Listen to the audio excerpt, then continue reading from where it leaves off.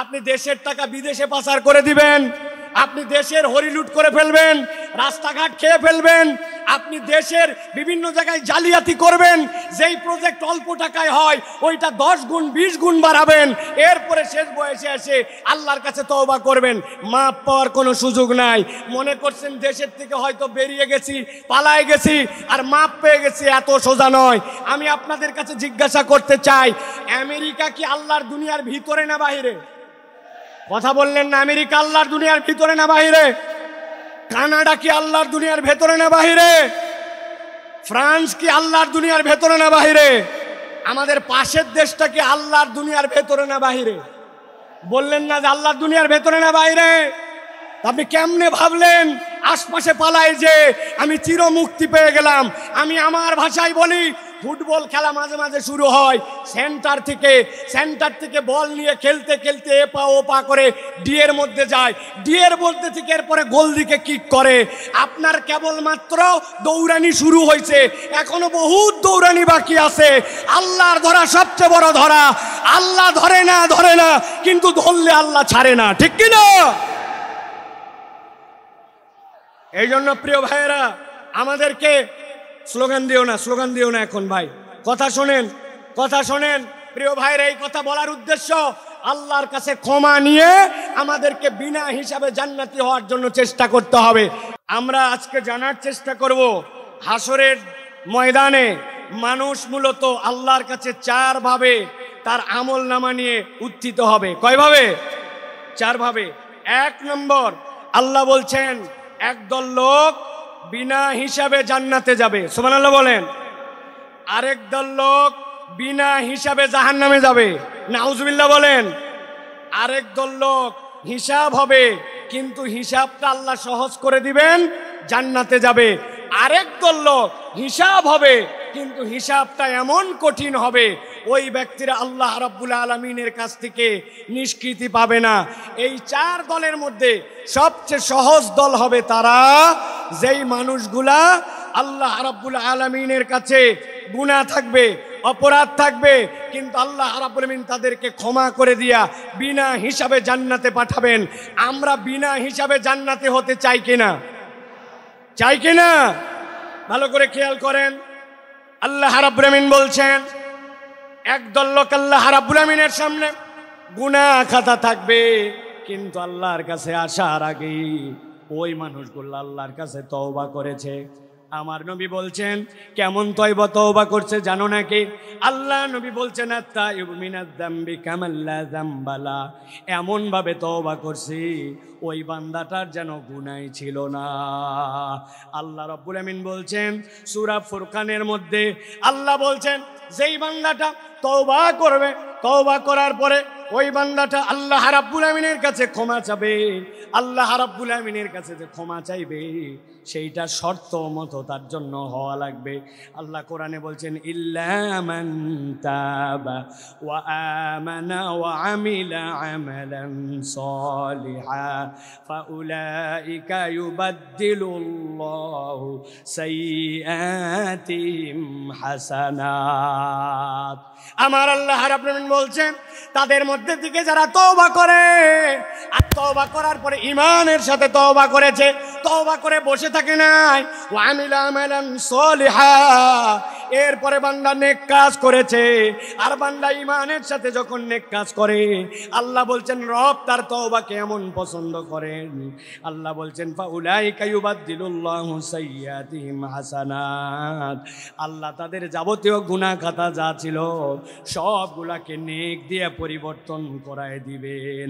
ওয়া কানাল্লাহু গফুরুর রহিমা, আল্লাহ বলছেন নিশ্চয় আল্লাহ রাব্বুল আমিন বান্দাদের জন্য গফুর, ক্ষমাশীল, বান্দাদের জন্য দয়াদ্র।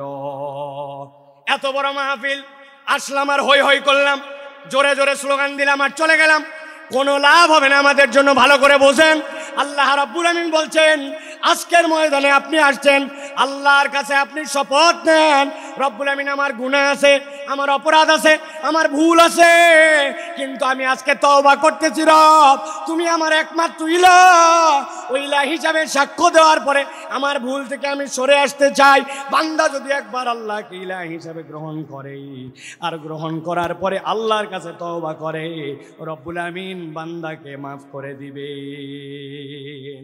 মুফাসসিররা ব্যাখ্যা করেছেন, ওয়াল্লাযীনা ইউওয়াহ্হিদুনাল্লাহ ওয়া লা ইয়াদউনা ওয়া লা ইয়াবুদুনা ইলাহান গায়রাহ। আল্লাহর কাছে ঈমান আনার মানে কি? আল্লাহর তাওহীদে আপনাকে অটল হতে হবে। আল্লাহ রাব্বুল আমিন ছাড়া কারো সাথে ইবাদত করা যাবে না এবং আল্লাহ ছাড়া কাউকে ডাকা যাবে। বান্দা যদি এইটা করে, আল্লাহ বলছেন বান্দা তোমার গুনাহ যত হোক আমি রব্বুল আমিন তোমাকে প্রকৃত তওবাকারী হিসাবে কবুল করে নিয়া আমি তোমাকে মাফ করে দিব। তবে একটা শর্ত আছে, বান্দার হক নষ্ট করা যাবে না, ঠিক কি না? এটা একটা দল। দল কয়টা বলছি? 4টা। চলেন এবার 2 নম্বর দল। বসেন আপনি। 2 নম্বরে কথাগুলো মনোযোগ দিয়ে শোনেন। আল্লাহ রাব্বুল আমিন বলছেন একদল লোকের কোনো হিসাবই হবে না, বিনা হিসাবে জাহান্নামে ঢুকায় দেওয়া হবে। নাউজুবিল্লাহ বলেন। আল্লাহ কোরআনে বলছেন সূরা বাকারা 217 নম্বর আয়াতের মধ্যে, ওয়া মান ইয়ারতাদিদ মিনকুম আন দীনিহি ফায়ামুত ওয়া হুয়া কাফির ফাউলাইকা হাবিতাত আ'মালুহুম ফিদ দুনিয়া ওয়াল আখিরাহ ওয়া উলাইকা আসহাবুন নারি হুম ফিহা খালিদুন। আল্লাহ বলছেন একদল লোক অতি পণ্ডিত হয়ে যায়, আল্লাহর দ্বীনের উপরেই ছিল, কিন্তু এমন বুঝ আনছে, বুঝ এনে মুরতাদ হয়ে গেছে, আল্লাহর দ্বীন থেকে সরে গেছে। সে অনেক সময় বুঝে মুরতাদ হয়, অনেক সময় না বুঝেও মুরতাদ হয়। আমাদের দেশে না বোঝা একদল মুরতাদ আছে, এদের ঈমান বোঝানো আমাদের জন্য জরুরি। ছোট্ট করে বোঝানোর জন্য বলি, আমাদের দেশে এরকম মুসলমান আছে কিনা নামাজের ইসলাম পছন্দ করে, রোজার ইসলাম পছন্দ করে, জাকাতের ইসলাম পছন্দ করে, কিন্তু যেই না বলা হয় চোরের বিচার আল্লাহর আইন দিয়ে করা হোক, দেশটা আল্লাহর আইন দিয়ে চলুক, খেলাফত অনুযায়ী দেশটা পরিচালিত হোক, সেই না ওই নামাজি হাজী সাহেব পর্যন্ত রাজি থাকে না। এরকম মুসলমান আছে কিনা?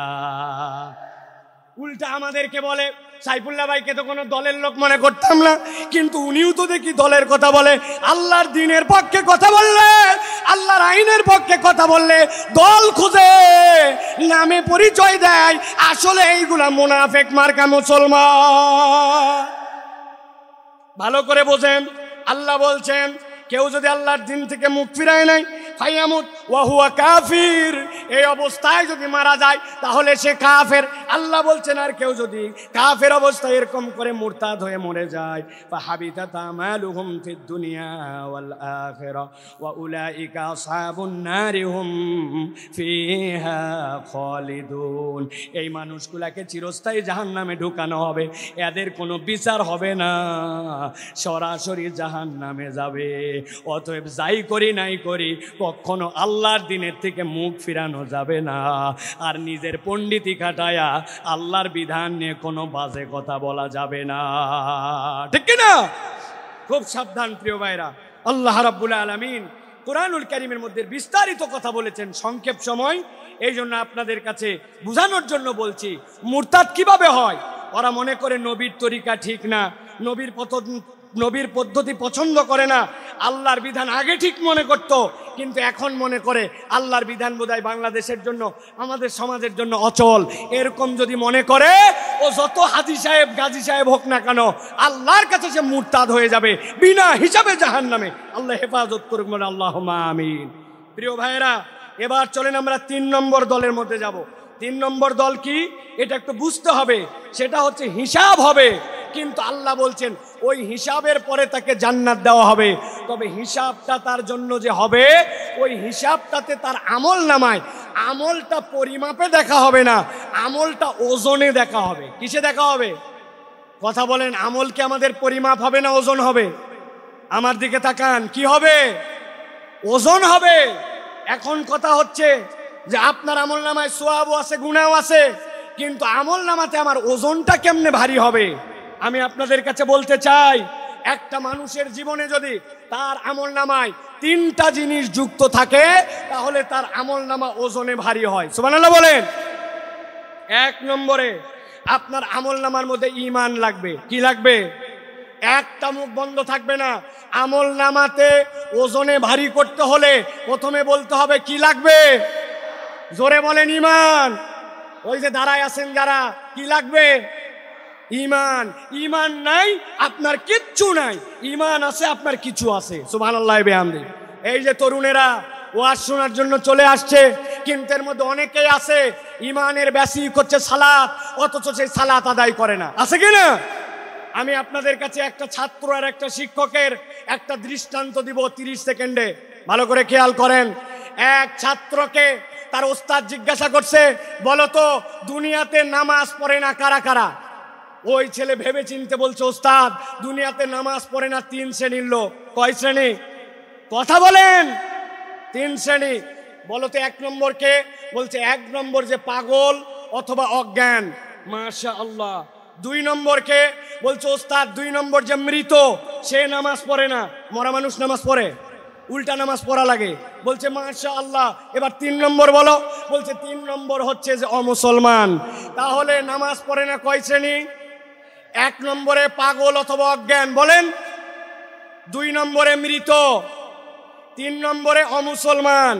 এবার পেকুয়ার লক্ষ মানুষকে সামনে নিয়ে জিজ্ঞাসা করতে চাই, যারা এখানে আছেন দাঁড়ায় বসে দূরে কাছে, আমরা কি পাগল অথবা অজ্ঞান? আমরা কি মৃত? আমরা কি অমুসলমান? আপনি কিন্তু ফাঁসে গেছেন। আপনি আগামীকালকে নামাজ পড়েন নাই, বলছে এই তুই কি পাগল? বলছে না। তাহলে মরা না, অমুসলমান না। তো আপনি পাগল না, মরা না, অমুসলমান না, আপনি নামাজ পড়বেন না, তা হবে না। ঠিক কি না? ঈমানের পরে সবচেয়ে গুরুত্বপূর্ণ এইটা হচ্ছে আপনার আমার জন্য সালাত। তাহলে আমলে ওজন বাড়ানোর জন্য কাজ 3টা। 1 নম্বর ঈমান লাগবে। কি লাগবে? 2 নম্বর লাগবে নিয়ত সহি লাগবে, আপনার নিয়তটা বিশুদ্ধ লাগবে। নিয়ামতুল্লাহ নিজামীর কথা, মোটরসাইকেলে আসতে আসতে আমার চোখটা ছলছল হয়ে গেছে। বল সাইফুল্লাহ ভাই, এত লক্ষ লক্ষ লোক দেখানোর জন্য আয়োজন করি নাই। আমার আব্বা ইন্তেকাল করে গেছেন, এলাকাবাসী অনেক মানুষ মারা গেছে। একটা লোক যদি দোয়া করে, আমার বাপ যদি সেখান থেকে নিষ্কৃতি পায়, আর মানুষ যদি কোরআনের বার্তা নিয়ে কোরআনের পক্ষে বাড়িতে যায়, আমার আয়োজন সফল ভাই, একটু দোয়া করবেন। নিয়ামতুল্লাহ যদি মনে করতো অনেক টাকা দিছে, দেখ কত বড় আয়োজন করি, আয়োজনের 1 পয়সাও দাম নাই। এই জন্য আমলটা লাগবে ইখলাসের সাথে, আল্লাহর জন্য। ঠিক কি না? আমল করব কার জন্য? আল্লাহর জন্য। আর আমল নামায় যদি ওজন বাড়াতে চান, 3 নম্বর পয়েন্ট হচ্ছে নবীর তরিকায় করা লাগবে। কার তরিকায়? নবীর তরিকায়। এইটার মধ্যে কথা আছে প্রিয় ভাইয়েরা, আমরা নবী সাল্লাল্লাহু আলাইহি ওয়াসাল্লামের তরিকা মানতে চাই। ঠিক কি না? কথা বলেন। কিন্তু আমরা যুক্তি তর্কে গেলে অনেক সময় নবীর বিপক্ষে আমরা কথা মানবো না বলি, কিন্তু আবার ওই মানুষটাই যুক্তি তর্কে উল্টায় ফেলে। আমি আপনাদের কাছে জিজ্ঞাসা করতে চাই, আপনার এলাকায় জুম্মার নামাজের মুসল্লি বেশি হয় না ঈদের? কথা মনে হয় বুঝেন নাই। জুম্মা না ঈদের? এবার বলেন তো ভাই, ঈদের দিন আপনার এলাকায় ঈদের জন্য আজান দেওয়া হয়, একামত হয়। নবীদের সময় লোকজন কম ছিল, এই জন্য আজান একামত হতো না। আজকের পেকুয়ার মাহফিল থেকে সিদ্ধান্ত নিব, এবার রোজার ঈদ থেকে আমরা আজান দিব, একামত দিব, দিয়ে ঈদের নামাজ আদায় করব। রাজি আছেন? কেন রাজি নাই? আজান একামত দেন না, নবী যা করে নাই আমরা তা করব কেন? আচ্ছা ঠিক আছে, ওইটা বাদ দিলাম। এবার আজকে একটা আমল আমরা করলে কেমন হয়? নবীজি ছিলেন মাসুম, সাহাবায়ে কেরাম ছিলেন আদুল, তাদের গুনাহ খাতাই ছিল না। আমাদের গুনাহ খাতা কম না বেশি? যাদের বললেন না তারা মনে হয় আল্লাহর ওলি। গুনাহ খাতা কম না বেশি? আজকে আমরা নবীজির সময় জুমার নামাজে 2টা করে সিজদা হতো। জিজ্ঞাসা করব সিজদা দেওয়া ভালো কাজ না খারাপ কাজ? ভালো কাজ। তো আমরা ভালো কাজ, এই জন্য আজকের জুমায় আমরা 4টা করে প্রত্যেক রাকাতে সিজদা দিব। কারা কারা রাজি আছেন হাত তোলেন। আপনারা জুমায় 4টা সিজদা দিবেন? কারা কারা রাজি আছেন? আছেন কেউ? বলে হুজুর আলগা কথা বলেন না, জুমার নামাজ নবীর ওখান থেকে সিলেক্ট করা। আমি বুঝানোর জন্য বললাম, যেই লোক জুমার নামাজের সিজদা ভালো কাজ, তাও 4টা দিবে না, ঈদের নামাজের আজান দিবে না, একামত দিবে না, ওই মানুষকেই যদি বলা হয় এটা নবী করে নাই, এটা বিদআত, এটা ছেড়ে দেন, তখন বলবে আমার দাদাকে বুঝতো না, আমার বাপকে বুঝে নাই, আমার আগের ইমাম সাহেবকে জানে নাই, এই কথা বলে বলে নবীর তরিকার থেকে নিজেকে সরায়। আপনি আপনার আমল নামায় যদি ওজনে বাড়াতে চান, গুনাহ আছে কিন্তু ওজনে বাড়াতে চান, ঈমান লাগবে, ইখলাস লাগবে, নবীর তরিকায় আমল হওয়া লাগবে। নবীর তরিকায় আমল নাই, আল্লাহর কাছে তার 1 পয়সাও দাম নাই। কথা পরিষ্কার?